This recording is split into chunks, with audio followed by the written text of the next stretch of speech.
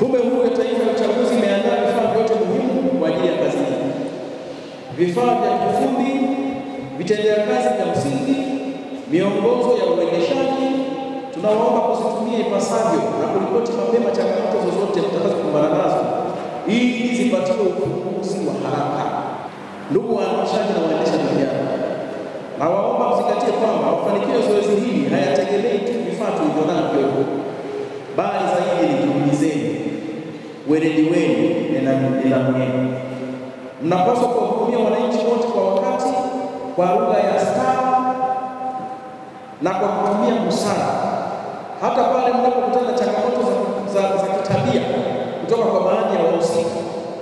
Kila Mtanzania anapaswa kujisikia kukaribishwa, kuheshimiwa na kuthaminiwa na anapofika katika kituo cha uendeshaji.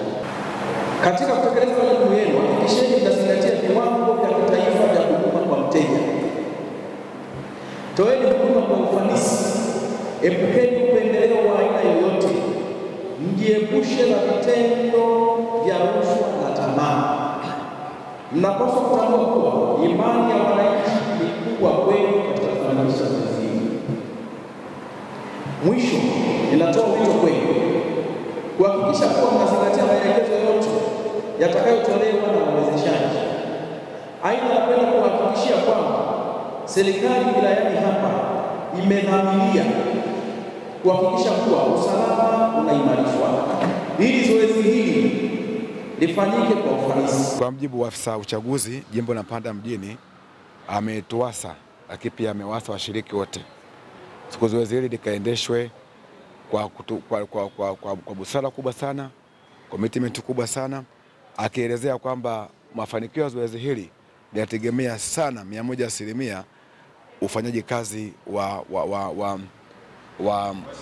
wa washiriki pasipo kutegea, kwamba pamoja kama kuna maelekezo ya serikali, lakini bado commitment ya mtu binafsi, namna alipokea maelekezo yatapelekea zoezi hili kufanyika pasipo kukwama. Kwa hiyo sisi kama wawezeshwaji ambao baada ya mafunzo haya tutapewa vifaa kwa ajili ya zoezi hili, tumeahidi kwamba tutafanya kazi kwa weledi mkubwa sana, maarifa makubwa sana, ili lile lengo la serikali liweze kufikiwa. Tumejiandaa vizuri kutokana na mafunzo ambayo tunayapata hapa sasa hivi, na tunaahidi kwenda kufanya kazi kwa kufuata kanuni na taratibu zilizowekwa na Tume Huru ya Taifa ya Uchaguzi.